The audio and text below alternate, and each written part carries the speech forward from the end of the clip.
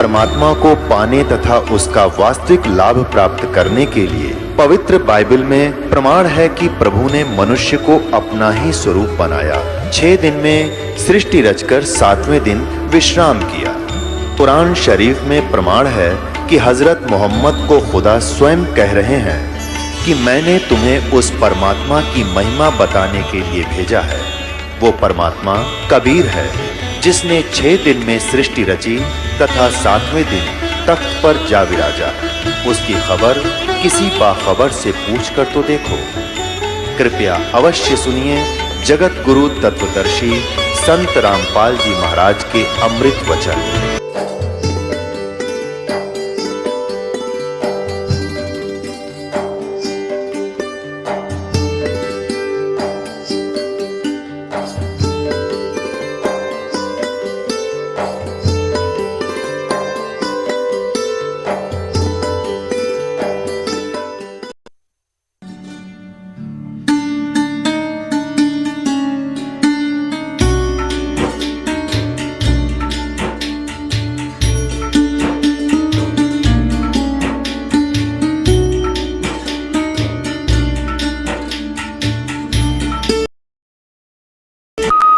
स्वामी रामदेवानंद जी गुरु महाराज की।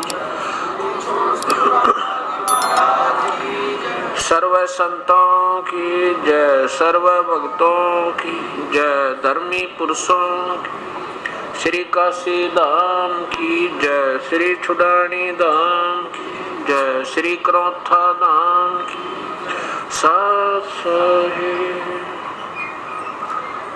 गरीब नमो नमो सतपुरुष को नमस्कार गुरु के नहीं। सुर नर मुनि जन साधुआ संतों सर्वसदे। सतगुरु साहिब संत सब डंडो तुम प्रणाम। आगे पीछे मध्य हुए तिनको जा कुर्बान। निराकार निर्विषम काल जाल भयभंजनम। निर्लेपम निज निर्गुण अकल अनुपवेशुन धुनम। सोहम सुरति समाप्तम सकल समाना नीरतले। उज्ज्वल हिरंबर हरदमम बेपरवाह था। वार पार नहीं मध्य तम गरीब जो सुमर सिद्ध होई। गणनायक गलता ना करो अनुग्रह सोई। पारस पद परवन अति गणेश मनाऊं। गणनायक देवन देवा चरण कमल लोलाऊं। आद्यंत करु सेवा परम शक्ति संगीतम। हृदय सिद्ध अवगत गुण यतीतम सतपुरुष निर्मोही। जगदम्बा जगदीशम मंगल रूप मुरारी। तन मन अर्पो शेषम भक्ति मुक्ति भंडारी। सुर नर मुनि जन में ब्रह्मा विष्णु महेशा। शेष शेष मुख गाँव वो जय आद्य गणेशा। इंद्र कुबेर सरीखा वरुण धर्म राय जान। समर्थ जी मन जी का मन इच्छा फल पावे। 33 कोटि अदा 88 उतर भव जल पारा। कट है इनकी फांसी 33 कोटि अदारा। ध्यान से 88 उतर भव जल पारा। कट है यम की फांसी सत्साही। कर जोरूं विनती करूं धरूं चरण पर शीश। गुरु राम देवानंद जी महाराज ने दिया नाम बख्शीश। कोटि कोटि सिजदा करूं कोटि कोटि प्रणाम। चरण कमल में राखियो मैं बंदी जम गुलाम। अवगुण किए तो बहुत किए, करत न मनिहारे। बावे बंदा बख्श दियो, बावे गर्दन उतार। अवगुण मेरे बाप जी, बख्शो गरीब नवाज। जो मैं पूत कपूत हूँ, बोर पिता कुछ।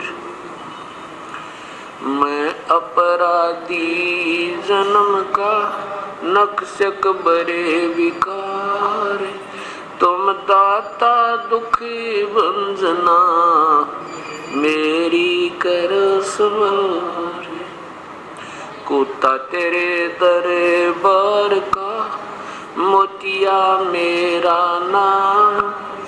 गले प्रेम की जेवड़ी, जांखें चो जाऊं। तो करो तो बावड़ू, दूर दूर करो तो जाऊं। जो राखो तो ही रहूं, जो देव सुख।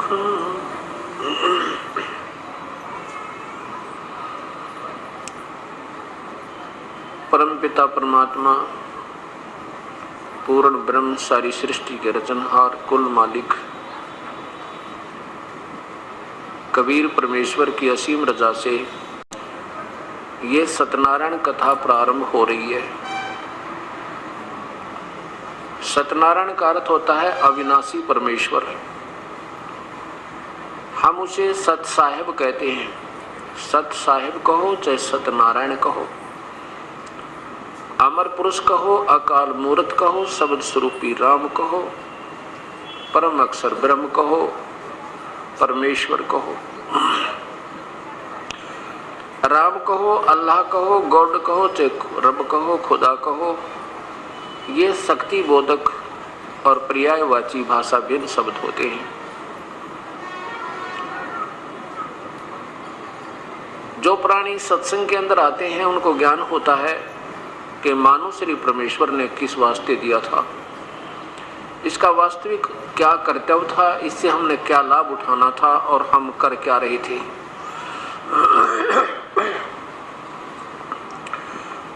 जब तक हम सत्संग नहीं सुनते हैं तो हम अपने दैनिक कार्य को जो समाज के अंदर रहकर कर रहे होते हैं उसी को सर्वस्व मानकर और उसमें तन मन धन से लगे हुए होते हैं। और जब हम सत्संग के अंदर आते हैं तो हमारी आत्मा को ये बोध होता है कि मैं कौन हूँ, कहाँ से आए थे, हमारा वास्तविक कर्तव्य क्या था और हम कर क्या रहे हैं। और सत्संग का मिलना ये बहुत ही पुण्य कर्मों के संयोग से हुआ करता है। तुलसीदास जी कहते हैं सकल पदार्थ हैं जग माही, पर कर्म ही न नर पावे नहीं। और जो पुण्यात्मा प्रभु की तड़फ में तलाश में लगी हुई हैं तो उन्होंने कोई न कोई अपना भक्ति मार्ग अपना भी रखा है। और जो भक्ति बिल्कुल नहीं कर रहे हैं वो अपने दैनिक क्रिया को जैसा भी उनको समाज से मालूम हुआ उसको करते हुए अपने जीवन को वही तक सीमित रखे हुए हैं। परमात्मा क्या बताते हैं, पूर्ण ब्रह्म वो स्वयं ही आते हैं अपने सतलोक से चलकर। सतलोक वो स्थान है जो कभी विनाश नहीं होता। वो सतलोक कहो, उसे सतधाम कहो, रथ धाम कहो, उसे अमर स्थान कहो, शाश्वतम स्थान कहो, सदा रहने वाला जिसका कभी विनाश नहीं होता। उस सतलोक से चल के वो पूर्ण ब्रह्म सतपुरुष स्वयं ही यहाँ काल के लोक में आते हैं। ये 21 ब्रह्मांड इस ज्योति निरंजन ब्रह्म अर्थात क्षर पुरुष के हैं। और यहाँ पर जितने प्राणी इस काल के साथ यहाँ 21 ब्रह्मांड में रह रहे हैं ये अपने मूल स्थान को भूल चुके हैं। अपना मूल स्थान ये नहीं है जिसमें हम रह रहे हैं। अपना मूल स्थान सतलोक है, जहाँ से हम बिछुड़ कर आए हुए हैं, और जब तक हम वहाँ नहीं पहुँच लेंगे तब तक हमें कोई यहाँ का सुख हमें सुखी नहीं कर सकता। वो जानकारी हमें केवल परमेश्वर स्वयं आकर बता पाते हैं और कोई नहीं बता सकता। उस सतलोक के बारे में ना ब्रह्मा को मालूम, ना श्री विष्णु को मालूम, ना श्री शिव को मालूम, जो यहाँ के 3 लोक के अधीश्वर हैं, एक एक विभाग के मंत्री एक ब्रह्मांड के अंदर है।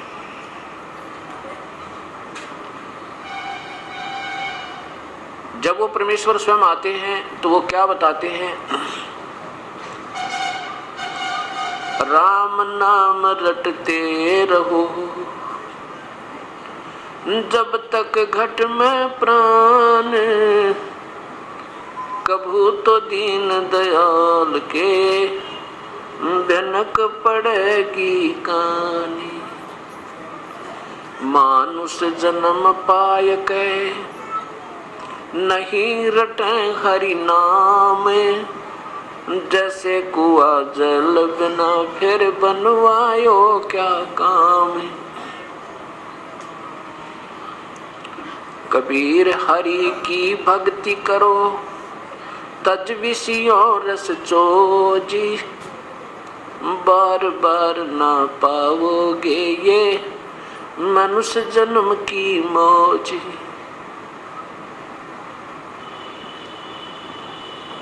राम रटत कोडी भलो, चू चू पड़े जो चामे। भाई सुंदर शरीर किस काम का, जामुख नाही नामी। राम रटत कन्या भली, साकेट भला न पूती। जैसे बकरी के गल में गलथना, जिसमें दूध नहीं मूती। लूट सको तो लूटियो, राम नाम की लूटी।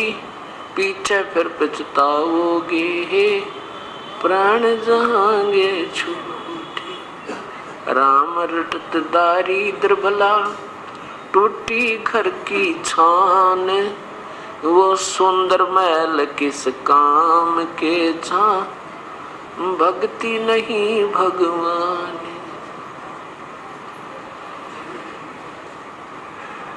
परमपिता परमेश्वर पूर्ण ब्रह्म हमें ये बताना चाहते हैं कि मानुष शरीर पाके जो नहीं रटे हरि नाम। और जैसे कुआ जल बिना फिर बनवाया क्या काम। जैसे जिस कूप में जल ना हो, उसका नाम भले ही कुआ है पर गुण कुएं के नहीं इसमें। इसी प्रकार जो मानुष शरीर प्राप्त प्राणी प्रभु की विधिवत साधना नहीं कर रहे हैं, पूर्ण परमात्मा की शास्त्र अनुकूल साधना नहीं कर रहे हैं या बिल्कुल ही नहीं कर रहे हैं, उनके बारे में कहते हैं कि वो प्राणी मानुष शरीर में ऐसे हैं जैसे जल रहित कुआ होता है। मानो नाम अवश्य है पर मन गुण मनुष्य के नहीं है। मनुष्य का पहला गुण, प्रथम कर्तव्य प्रभु की आराधना और सद्कर्म करना। इस चीज का ज्ञान हमें सत्संग माने से होता है, और सत्संग के अभाव से प्राणी ना जाने कितने वो कर्म कर देता है जो इसने नहीं करने चाहिए थे। वो अनजानपने में करता है, इसको ज्ञान नहीं होता। और सत्संग में आने से इसको ज्ञान होता है, जानकारी हो जाती है कि ये कर्म तू जो कर रहा है ये ठीक नहीं। तो परमात्मा हमें बता रहे हैं कि कबीर हरि की भक्ति करो तज विषयों रस चोच। भाई बार बार ना पाओगे ये मनुष्य जन्म की मौज। इस मानव शरीर में हम कितना सुंदर आहार करते हैं। जब मन चाहे दूध पी ले, मन चाहे जब इच्छा हो उसी समय रोटी खा लें, भूख लगे। गर्मी सर्दी से बचने के लिए हमने पतले और मोटे कपड़ों का भी प्रबंध कर दिया। प्राकृतिक आपदाओं से, आंधी से, तूफान से, वर्षा से, ओलों से गढ़ों से बचने के लिए भी हमने कोई छान डाल लिया, कोई मकान बना लिया, कोठी बना ली, और कोई तकलीफ हो जाती है शरीर में तो हम डॉक्टर से दिखा लेते हैं और राहत पा लेते हैं। और भी कोई मानसिक परेशानी होती है तो एक दूसरे को बताकर अपना दुख रो लेते हैं, हल्का कर लेते हैं। और इतनी सुविधा पा करके हम प्रभु आराधना नहीं करते, प्रभु की भक्ति नहीं करते, तो परमात्मा हमारे से नाराज हो जाता है। और इतना नाराज हो जाता है कि फिर हम पशु बनते हैं और हमारी जुबान छीन लेता है, बोल नहीं सकते, हम बता नहीं सकते हमारे पेट में दर्द है, हम बता नहीं सकते हमारी टांग दुख है, हम नहीं बोल सकते हमें प्यास लगी है, नहीं बता पाओगे भूख लगी है। और ना जाने कहां कहां जंगल में सहपरिवार घूमते रहेंगे, एक सेकंड में कोई हिंसक पशु आएगा, हमारे सहपरिवार का विनाश कर जाता है। ये कष्ट हमें क्यों आए?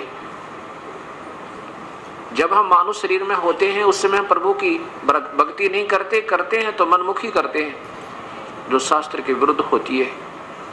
उन दोनों का ही परिणाम निष्फल होता है, व्यर्थ होता है, गलत होता है। परमात्मा बताते हैं कि जब तो मनुष्य शरीर नहीं रहेगा आपके पास, फिर क्या होगा? फिर पीछे तो पशुआ की जय दीजे बैल बना, और 4 पैर जंगल में डोले तेरा तो नहीं पेट भरे। ओए होए, एक बार विचार करके देखो उस बैल के जीवन पे। पर हम मनुष्य शरीर पाके इतनी सुविधा हो जाती है कि हम सोचते भी नहीं कि कभी हमारे साथ ये पैर टूट जाएंगे, या हमारे पास हमारे ऊपर भी ऐसी समस्याएं पहले भी आई होंगी या आगे भी आ जाएंगी। इस दास को याद है जब छोटा सा था, एक बैल था हमारे, ये उपदेश लेने के बाद वो बातें फिर याद आने लगी। नहीं पहले तो अपनी गफलत में फिरा करते थे, भक्ति भी करते थे जैसी समाज से ज्ञान था। एक बैल था, उस बैल के पिछले पैर के खुरों में और इतनी लंबी लोहे की कील घुस गई। सुबह सुबह अंधेरे में जा रहा था और सारा दिन चलते चलते वह पूरी बैठ गई। उसके नीचे की टोपी नहीं थी, वो ऊपर कैप होता है वो नहीं था, वो कंडे रिजेक्ट करके डाल रखी थी और वो सारी अंदर घुस गई। अब शाम तक बैल का पैर भी सूज गया और जमीन पर नहीं रखा जा रहा। अब ऐसे कोई गांव में वैद हुआ करते देसी, वो बुलाया, उसने कहा इसके गोड्डे में घुटनों में कोई नस पे नस चढ़ गई है और हो जाएगी ठीक। उसके घुटने पे गोड्डे के ऊपर पट्टी बांधनी शुरू कर दी, गरम गरम कोई बांध कर जड़ी बूटी, कील लगी है खुर में और पट्टी बंध रही घुटने पे। अब वो बोल नहीं सकता, वो बता नहीं सकता, बेचारा उठ नहीं सकता, पड़ा रहा 1 महीने तक। 1 महीने के पीछे उसकी अपने आप वो पक के और अपने आप उसमें रेसा निकला। जब घर वालों की दृष्टि पड़ी फिर उसको किसी बुला के उसमें से वो देखा, इतनी लंबी कील निकली। ओए वो बात अब याद आती है। ये परमात्मा जब ये मनुष्य शरीर में होगा, उस नादान प्राणी ने कभी सोचा भी नहीं होगा ये दुर्गति तेरी हो जाएगी। अब ना ये भी नहीं बता पाया मेरे दर्द कहाँ है। इसलिए परमेश्वर हमें याद दिलाते हैं, नादान ये 2 दिन के, इस 2 दिन के झूठे सुख ने पाके तुम भूल गया उस भगवान को, फिर याद करो परम पिता को। कोई बात नहीं, कहते पीछे गई सो जाने दे, बाकी की बचाओ अपनी। अब जो पुण्यात्मा सत्संग में आते हैं, ऐसा नहीं कि वो भक्ति नहीं कर रहे, वो तो जरूर भक्ति कहीं न कहीं आड़ उन्होंने ले रखी है, तभी तो उनमें कसक है कि संत के दर्शन करने चलते हैं। संत आए हैं, नाम सुनते गदगद हो जाते हैं, क्योंकि भक्त आत्मा के अंदर विशेष कसक होती है परमात्मा की पानी की। और उनको ये भी मालूम होता है कि परमात्मा संत ही रूप में आ जाता है, आता है और फिर वही अपनी महिमा आप बताता है, और ना जाने कब और किस समय उसके दर्शन हो जाए। इसलिए ये प्राणी, ये प्यासी आत्मा उस परम पिता के दर्शनार्थ ये तड़पती रहती है। उसके लिए फिर अपना कहीं ना कहीं ये सत्संग में जाती है, फिर वहाँ जहाँ भी हम जाते हैं, क्योंकि पुण्यात्मा का एक स्वभाव होता है, ये जहाँ भी जाती है इसको सब अच्छे लगते हैं क्योंकि वो स्वयं अच्छे हैं। अब जैसे कोई चोर हो और वो चला जाए, रास्ते में जा रहा है, कितनी देर होगी, रात ने, और वो कहता किसी व्यक्ति जो अच्छी आत्मा का था, भी मैंने रात में रुकना है तेरे यहाँ पर, तो वो पुण्यात्मा जो जिसमें आप खोट नहीं था, जिसमें वो स्वयं चोर नहीं था, वो नेक आत्मा था, वो उसको एक नेक आत्मा समझता है और कहता आजा भाई रुक जाओ, कोई बात नहीं, आप ही का तो घर है। खाना खिलाता है और वही सुला देता है जहाँ वो आप सोया हुआ होता है, क्योंकि उसके मन में ये नहीं कि ये चोर है, क्योंकि वो स्वयं चोर नहीं। और वो चाहे भले ही रात्रि में कोई नुकसान भी कर जाए उसका, पर उस समय उसके मन में ये नहीं आता ये वास्तव में चोर होगा, क्योंकि वो स्वयं चोर नहीं। और चोर के घर पर जाकर चाहे कोई सा भी रुक जाओ, कितना नेक आत्मा डट जा रात ने, वो सारी रात चोर ना सोए, कहीं कुछ उठा ना ले जा रात ने, क्योंकि वो स्वयं कमजोरी उसके अंदर है। ऐसे जो पुण्यात्मा होती है उनमें आप दोष नहीं होता, इसलिए वो जो भी जहाँ जाते हैं, जिस भी स्थल पर जाते हैं, किसी संत के दर्शनार्थ जाते हैं, उनके वचन सुनते हैं तो उनको सभी संत बहुत अच्छे लगते हैं, सबके विचार अच्छे लगते हैं और सब प्रभु का मार्ग ही बताते हैं।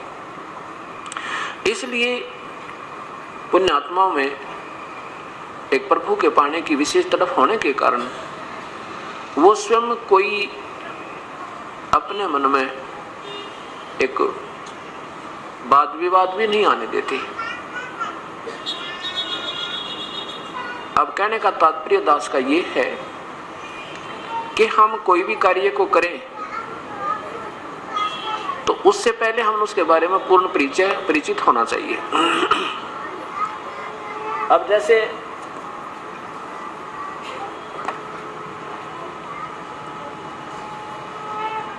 हमने किसी गांव जाना है, किसी शहर जाना है, तो उस शहर का जाने से पहले 10 आदमियों से तसल्ली करेंगे कि मैंने वहां जाना है, कौन सा रास्ता ठीक है, अगर वहां हम पहली बार जा रहे हैं तो, और फिर प्रस्थान करेंगे। ऐसे कोई बच्चा कोई ट्रेनिंग करता है, कोई कोर्स के लिए तैयारी करता है, तो पहले उसको पूरा ज्ञान हो जाता है कि ये कितने दिन में, कितने महीने, कितने वर्ष का ये ट्रेनिंग कोर्स है और इससे फिर मुझे लाभ क्या होगा, मेरी कितनी तनख्वाह होगी। तो ऐसे फिर वो जब उसको पूर्ण ज्ञान हो जाता है, फिर वो तन मन धन लगाकर अपनी सिरदर्द की बाजी लगाकर उसको पूरा कर लेता है तो सफल हो जाता है। ये दास ने क्या देखा कि जैसे मैं भी पहले भक्ति करता था, लेकिन जो पहले हम भक्ति करते थे वो भक्ति हम ऐसी करते थे, ना कोई सिर था ना पैर था, लेकिन आत्मा में परमात्मा की तरफ ज्यादा थी। इस करके चाहे कोई मंदिर में जाना होता मंदिर में जाते थे, या किसी तीर्थ पर कोई संकेत कर देता कि वहां जाने से हमारे बहुत लाभ होते हैं, तो वहां भी पहुंच जाते थे। कोई भगवान श्री राम की पूजा बताता था तो उसकी पूजा भी हृदय से करते थे। श्री कृष्ण का जाप बताते थे, हरे राम हरे कृष्ण, वो भी जाप करते थे, अच्छे लगते थे। और ये दास हनुमान जी का पुजारी था। बचपन से ही, चौथी कक्षा से ही किसी दोस्त ने साथी से पूछा भी कैसे भक्ति करें भगवान की। उसने बता दिया कि मैं तो हनुमान जी का व्रत रखता हूँ मंगलवार का, और 7 बार हनुमान चालीसा करता हूँ। तो इस दास ने भी प्रारंभ कर दिया। मंगलवार का व्रत चौथी कक्षा से प्रारंभ किया था और सन 1988 तक करता रहा। गीता जी का पाठ नित्य किया करता था।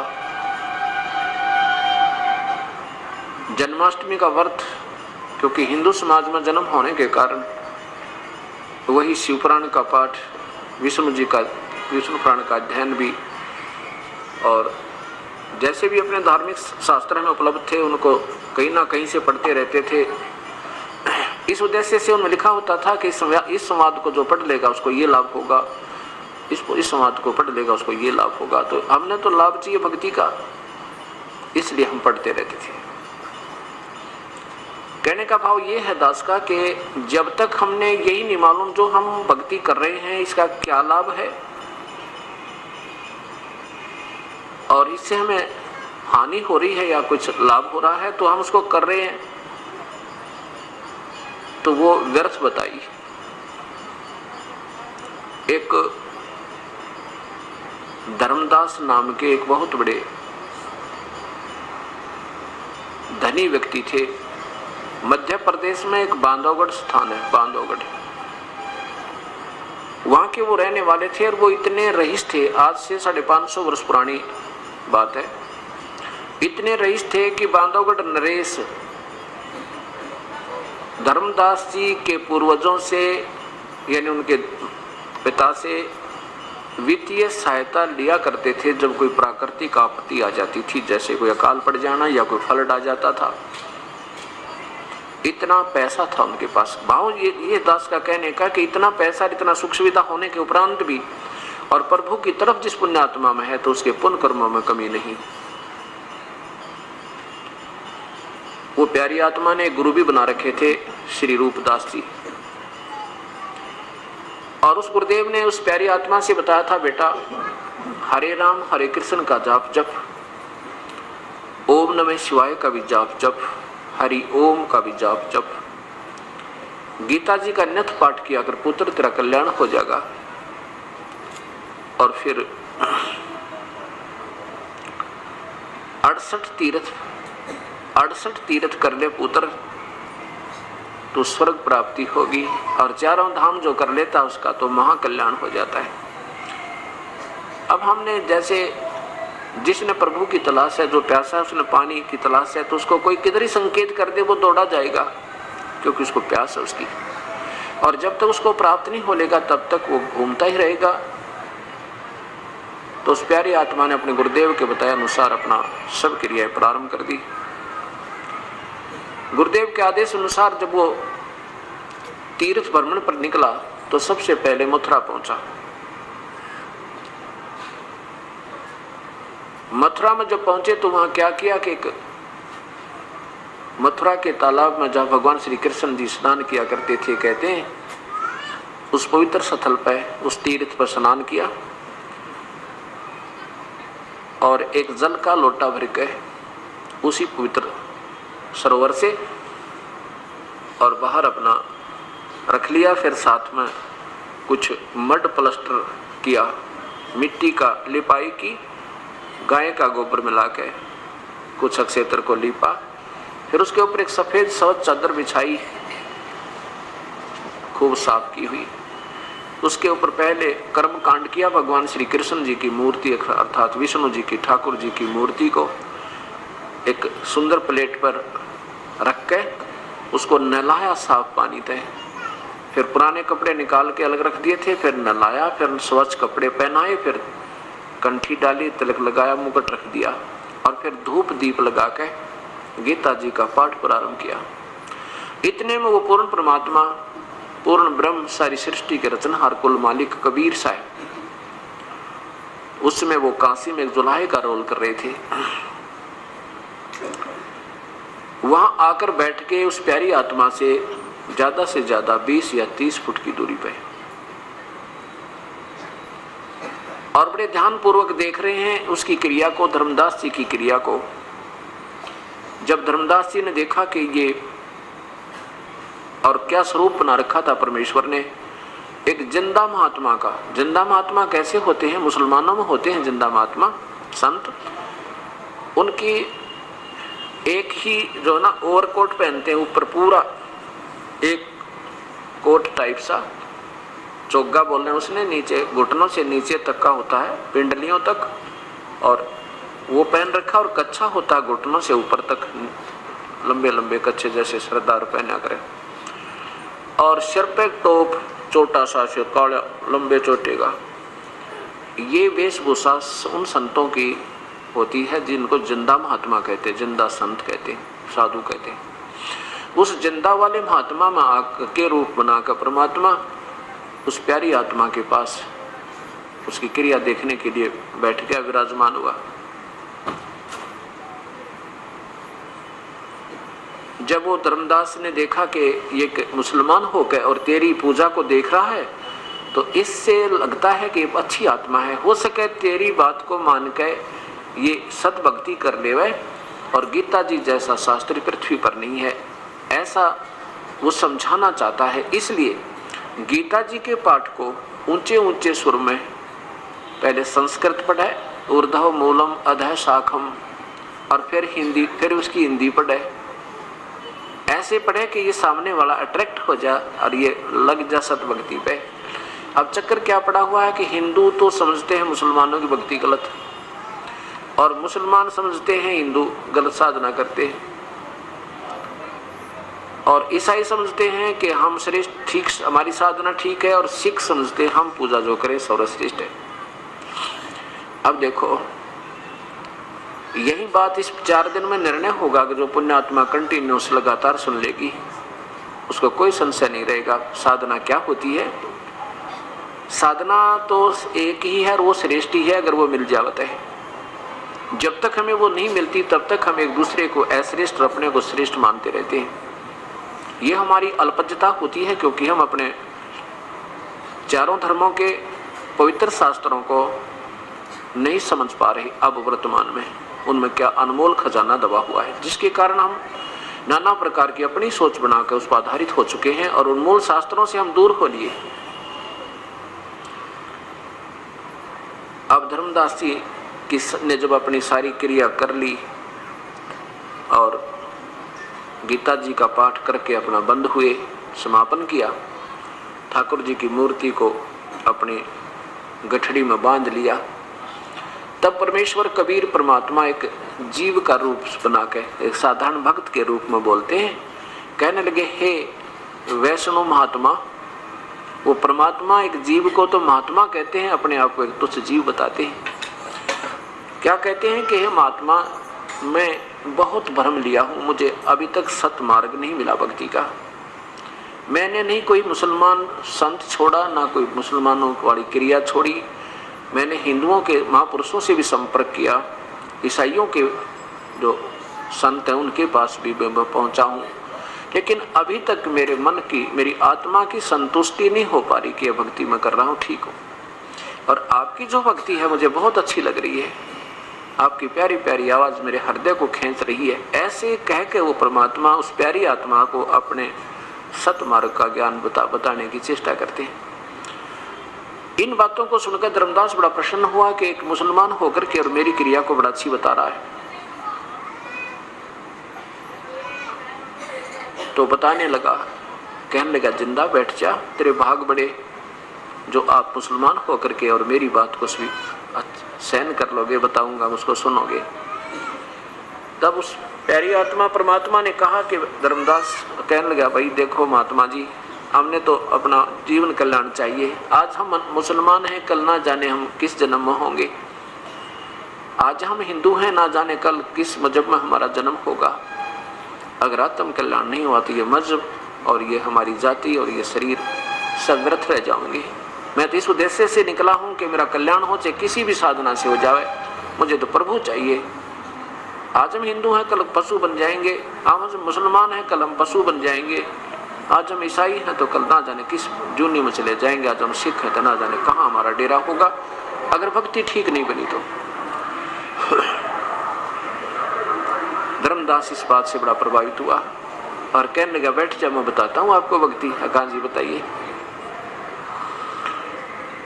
मैं ना गीता जी का पाठ करते नित्य हूँ, और गीता जी एक ऐसा पवित्र शास्त्र, इसके बराबर, इसके तुल्य पृथ्वी पर शास्त्र नहीं है। और एकादशी का व्रत रखता हूँ।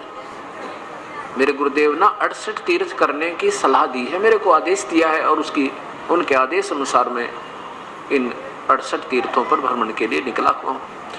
श्री राम कृष्ण का जाप जपता हूँ, ओम नमः शिवाय का जाप जपता हूँ, शिवलिंग की पूजा करता हूँ।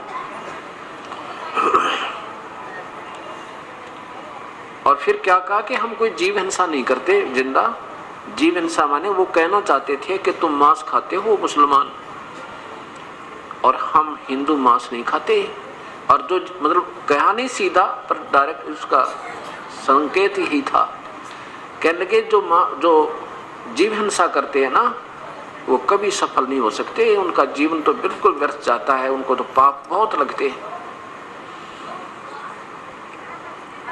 अब कबीर परमेश्वर कहने लगे, धर्मदास मैं आपसे एक प्रार्थना करूं। कहने लगे, महात्मा जी मैं आपसे एक प्रार्थना करना चाहता हूं, आपका शुभ नाम क्या है, आप कहां से आए हो,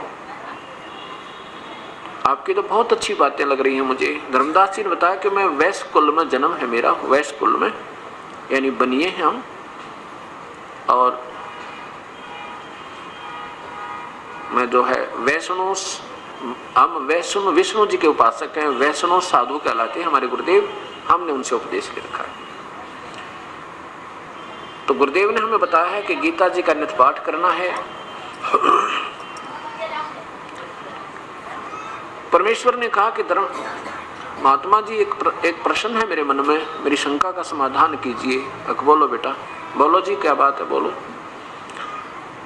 कबीर साहब ने कहा कि देखो, आपने अभी बताया कि गीता जी के नित्य पाठ करने से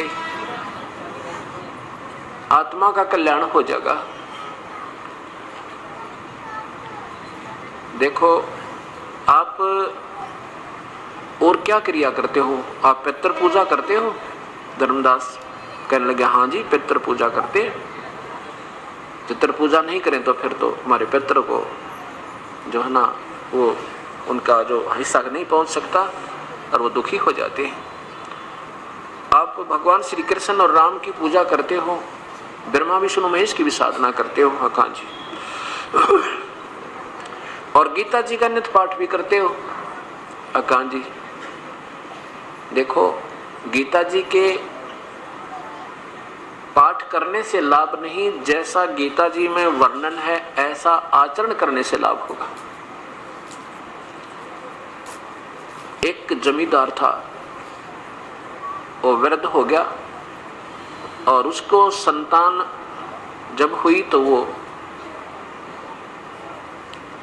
थोड़ी सी लेट हुई। पुत्र जब उत्पत्ति हुई उनके तो वो वृद्ध हो चुका था। जब वो लड़का 12 वर्ष का था तो वो पिता लगभग 60 और 65 वर्ष की आयु का था। अब पिता ने सोचा कि तेरा इकलौता पुत्र है, कहीं अपने व्यवसाय में ये मार ना खा जावे, इसलिए क्यों ना मैं अपने अनुभव को, सारे जीवन के अनुभव को और पूरा विवरण लिख दूं एक किसी पैड पे बही में। उसने अपना पूरा एक्सपीरियंस हर क्रॉप का, हर फसल का, किस समय बीजनी चाहिए, उसमें कितना, एक एकड़ में कितना बीज डलेगा, कितनी बार उसकी, किस समय में उसमें पानी डाला जाएगा, किस समय उसमें खाद डालनी है, फिर क्या स्थिति होगी, उसको कैसे संभालना है, ऐसी स्थिति हो जाए तो उसमें ऐसे खाद डालना है, तो सब कुछ लिख के और एक पूरी बही के अंदर यानी एक पैड में लिख दिया और कहा पुत्र इस पैड को पढ़ना और इसके अनुसार बेटा खेती करना, तो अपना व्यवसाय करना तो सफल रहेगा।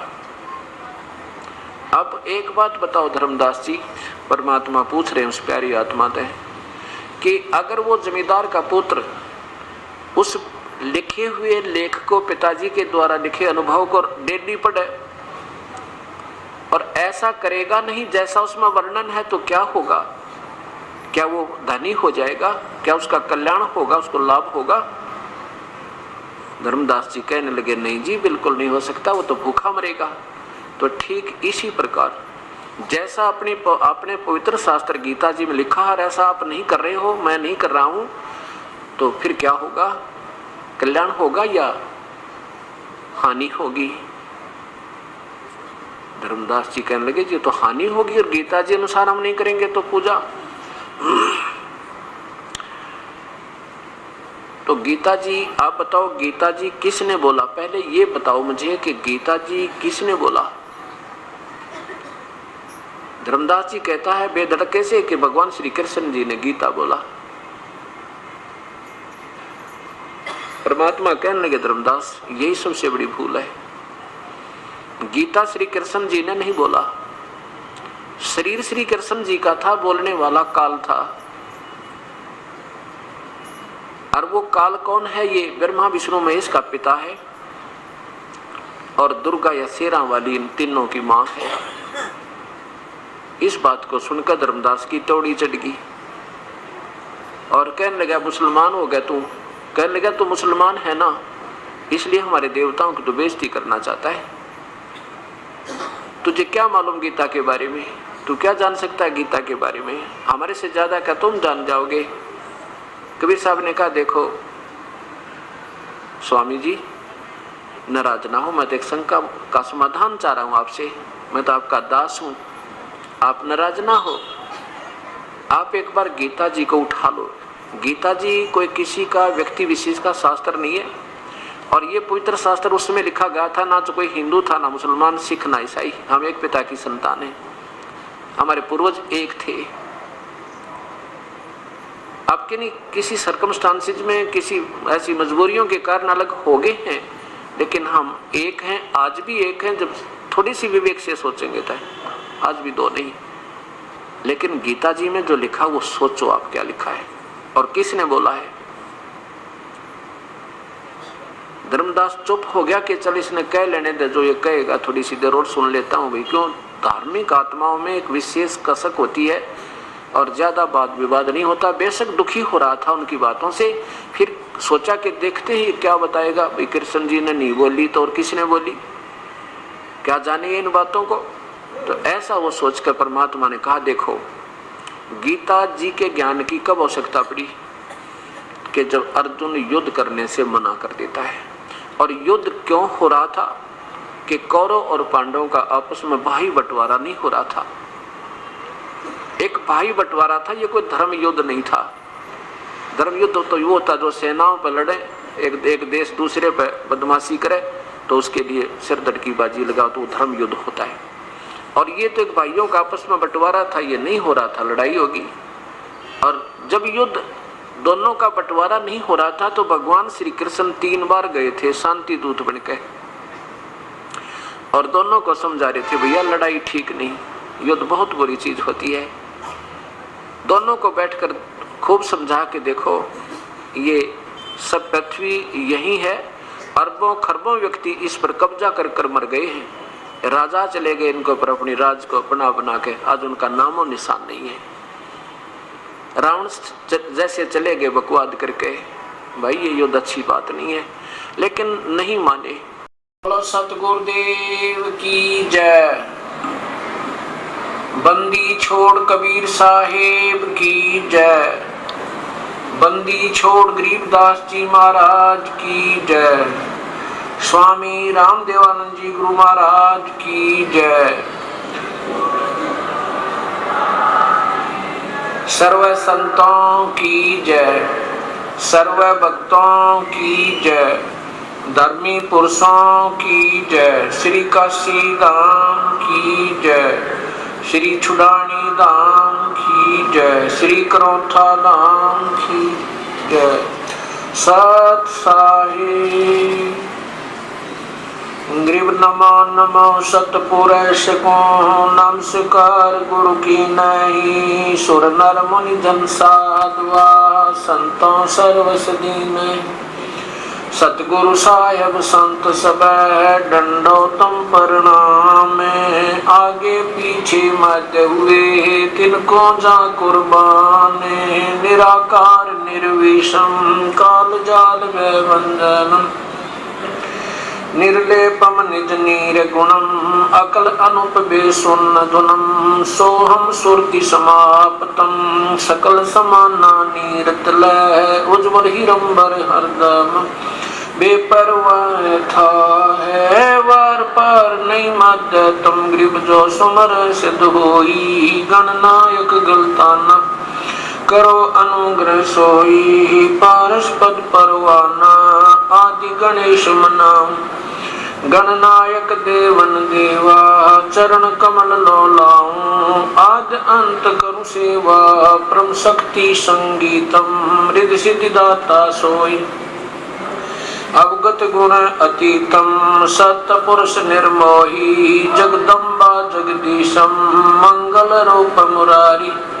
तन मन अर्पो शीशम भक्ति मुक्ति भंडारी। सुर नर मुनि जन ध्यान ब्रह्मा विष्णु महेशा। शेष शेष मुख गावे पूजय आदि गणेशा। इंद्र कुबेर सरीखा वरुण धर्म रह जावे।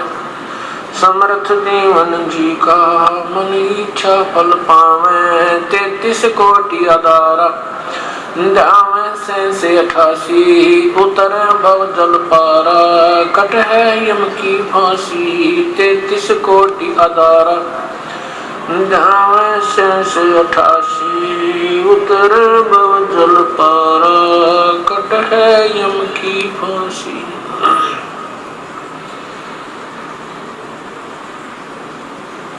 कर जोरूं विनती करूं, धरूं चरण पर शीश।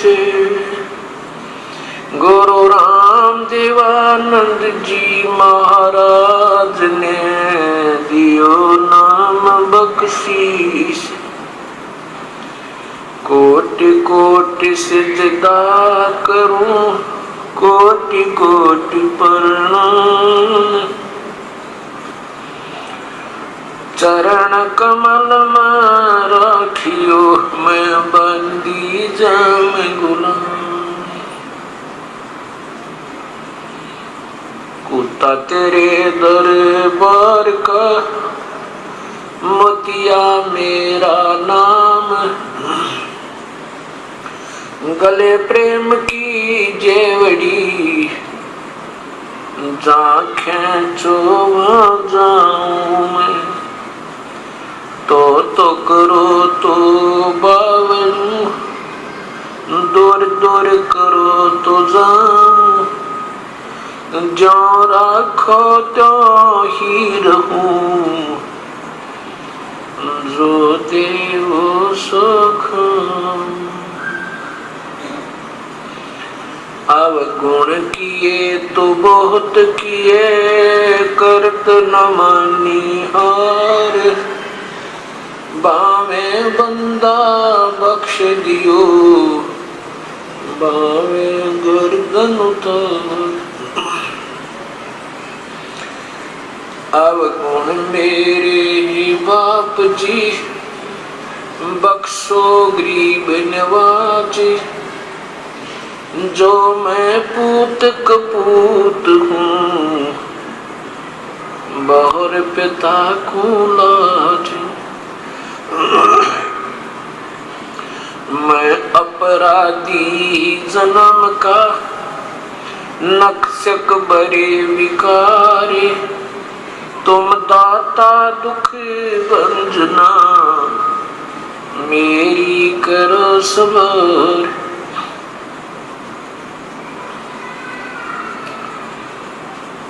परमपिता परमात्मा पूर्ण ब्रह्म, सारी सृष्टि के रचनहार, कुल मालिक कबीर परमेश्वर की असीम कृपा से आज ये 5 दिवसीय विशाल सत्संग प्रारंभ हो रहा है।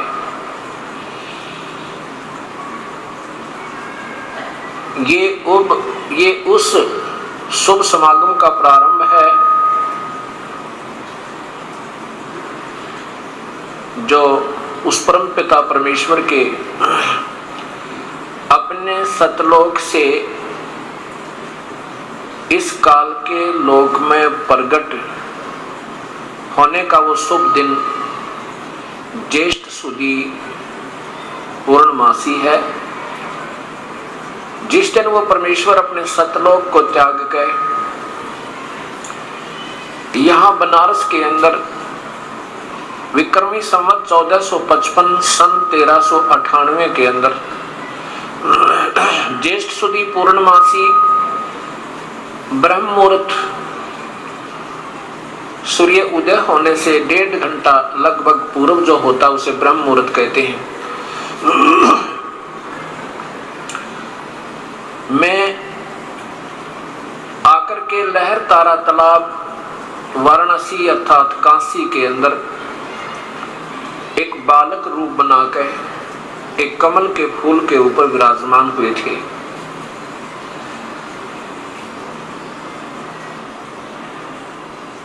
उस परमेश्वर का यहाँ आगमन हमें उस सत्य ज्ञान का ज्ञान होना, उस यथार्थता का ज्ञान होना, हम कौन हैं, कहां से आए थे, और हम किन कारणों से यहाँ काल के जाल में फंसे हुए हैं, ये सब जानकारी उसी परमपिता परमेश्वर पूर्ण ब्रह्म ने, परम अक्षर पुरुष ने, अर्थात अकाल मूर्त सब स्वरूपी राम कबीर देव ने, कबीर साहिब ने आके हमें बताया।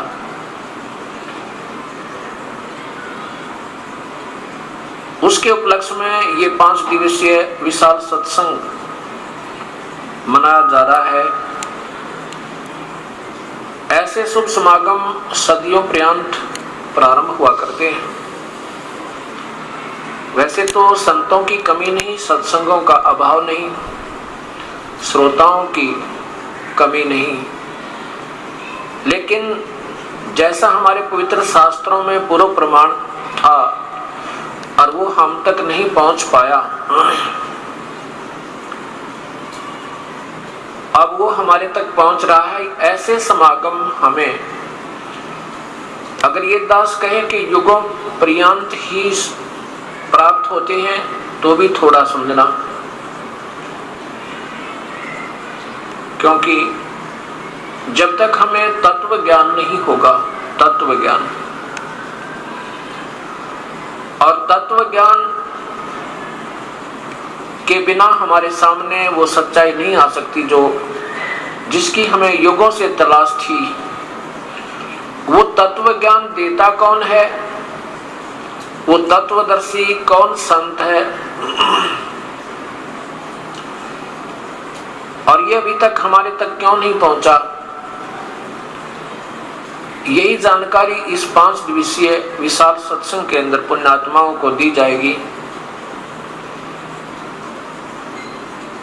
ये तत्व ज्ञान हमारे तक क्यों नहीं पहुंचा, इसका कारण, मुख्य कारण ये रहा कि वो तत्व संदेश स्वयं परमेश्वर आकर के देता है। उसको 5वां वेद भी कहते हैं। 4 वेद हम सुनते आए हैं, ऋग्वेद, सामवेद, यजुर्वेद और अथर्ववेद। इन चारों वेदों के अंदर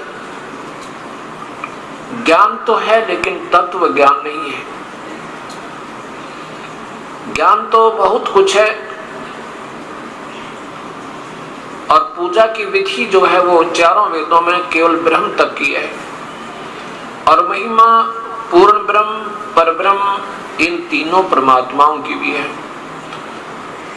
भक्ति कैसे करनी चाहिए, कौन पूजा के योग प्रभु है, वो भी जानकारी पवित्र चारों वेदों में तथा उन्हीं की सारांश पवित्र गीता जी के अंदर उपलब्ध है।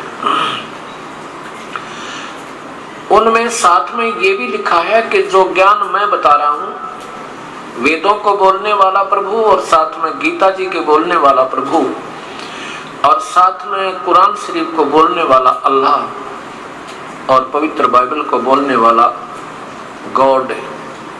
वो स्वयं कह रहा कि मैं उस परमेश्वर के बारे में नहीं जानता, उस तत्व ज्ञान के बारे में नहीं जानता।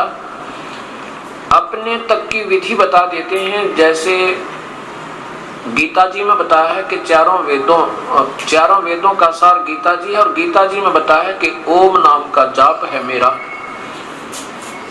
अध्याय नंबर 8 मंत्र नंबर 13 पवित्र गीता जी में लिखा है। गीता बोलने वाला भगवान कहता है कि माम ब्रह्म, मुझ ब्रह्म का ओम इति एक अक्षरम व्यवहारन अनुसमरण, मेरा तो केवल एक ओम नाम है जो उच्चारण करके जाप करना है, और ये कब तक सिमरण करना है, ये याति तजन देहम ते याति परमाम गतिम, जो उसको अंतिम श्वास तक, तजन देहम श्वास छोड़ने तक जाप करता है, वो मेरी परम गति को प्राप्त होता है। कौन? गीता बोलने वाला भगवान कहता है कि मेरा तो केवल ओम नाम है, और ओम नाम के जाप से मेरे से जो लाभ मिलेगा, वहां तक की परम गति तुझे प्राप्त हो जाएगी। और फिर बताया है कि मेरी जो गति है, मैं जो साधना दूंगा, मुझसे जो लाभ तुझे होगा, वो भी पूर्ण नहीं है, वो भी अनुत्तम है। क्यों अनुत्तमाम है? क्योंकि वो पूर्ण परमात्मा ही पूजा के योग्य है। उसी की भक्ति से प्राणी को पूर्ण लाभ होगा, उसी की भक्ति से पाप कटेंगे, पापों का विनाश होगा, जन्म मृत्यु रहित होंगे। और अपनी भक्ति से बताते हैं कि मेरी भक्ति से तो न जन्म मरण मिटे, कर्म का दंड भी नहीं कट सकता, जैसा किया है वैसा ही भोगना होगा, और अर्जुन युद्ध भी करना होगा और मेरा सिमरन भी करते रहना होगा।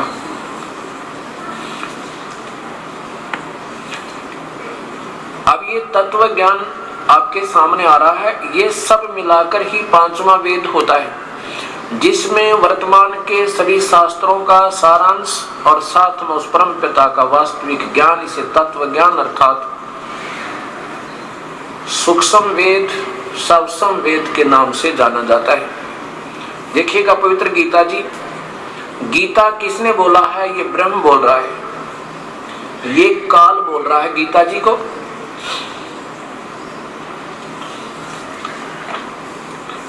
इसमें अध्याय नंबर 8 का और नीचे देखिएगा ये 13 नंबर श्लोक है, मंत्र है। इसमें कहा कि ओम इति एकाक्षरम माम ब्रह्म, मुझ ब्रह्म का व्याहरण अनुसमरण, मुझ ब्रह्म का तो केवल एक ओम अक्षर है। यही इति माने यही एक ओम अक्षर है। यह प्रयाति तजन देहम, और जिसको अंतिम श्वास तक उसकी साधना करनी होगी, जो अंतिम श्वास तक या शरीर छोड़ने तक, तजन देहम शरीर छोड़ने तक, सहयाति परमाम गति, वो मेरी परम गति को प्राप्त होता। अर्थात मैं जो लाभ दे सकता हूँ, ब्रह्म बोल रहा है, तो वो उसको प्राप्त होगा जो केवल ओम नाम जपेगा, अन्य कोई मंत्र नहीं। और अपनी प्राण गति को कहता, जो मैं गति दूंगा उसको, वो कैसी बताई है? ये देखो, इनका सरलार्थ भी देख लीजिए। सब इंद्रियों के ये तो 12वें का है, 12वें का। सब इंद्रियों के द्वारों को रोककर तथा मन को हृदय देश में स्थिर करके, उस जीते हुए मन के द्वारा प्राणों को मस्तक में स्थापित करके, परमात्मा संबंधी योग धारणा में ओम सचित होकर, यहां से है 13वें का। यह जो पुरुष ओम, ये 12 और 13 इकट्ठा अनुवाद किया उन्होंने। ओम, इस एकाक्षरम, एक अक्षर रूप ब्रह्म यानी मुझ ब्रह्म को, माम लिखना था, माम ब्रह्म, मुझ ब्रह्म को उच्चारण करता है उसके अर्थ स्वरूप अनुस्मरण चिंतन करता हुआ, अनुस्मरण माने चिंतन करता हुआ शरीर को त्याग जाता है, वह पुरुष परम गति को प्राप्त होता है। अब इसका अर्थ क्या बनता है वास्तव में कि ओम, एक ओम नीचे लिखा है,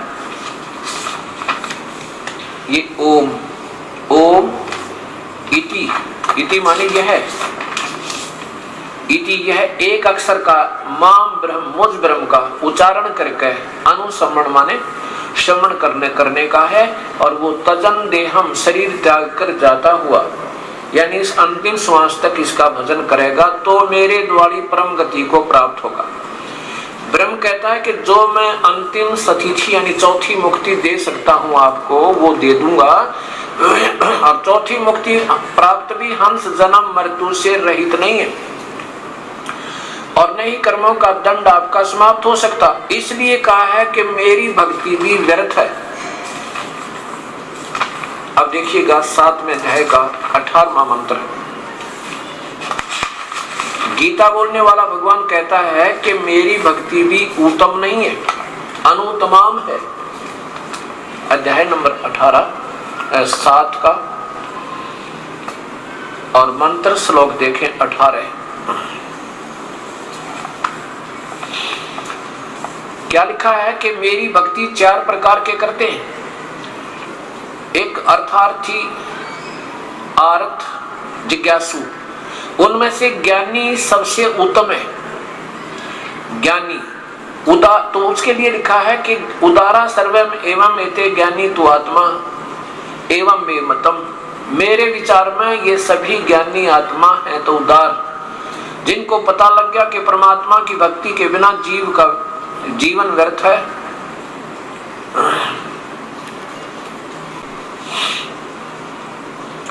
तो इसमें बताया कि तो ज्ञानी वो हैं जिनको पता लग गया कि परमात्मा की भक्ति के बिना जीवन व्यर्थ है, और उनको ये ज्ञान हुआ कि केवल एक प्रभु ही भक्ति योग्य है, अन्य नहीं है। तो उनके बारे में कहा कि उदारा सर्वे एवं एते ज्ञानी तु आत्मा एवं मे मतम,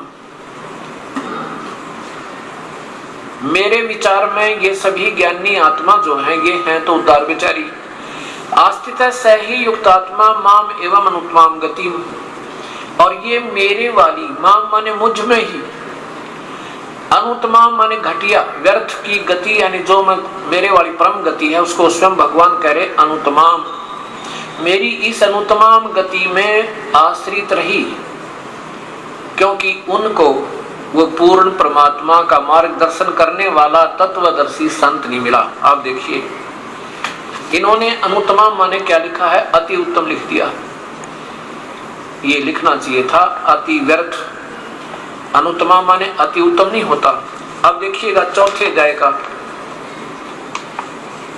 34वें श्लोक में लिखा है कि अर्जुन, अगर तुझे परम पिता पूर्ण ब्रह्म की भक्ति चाहिए तो उस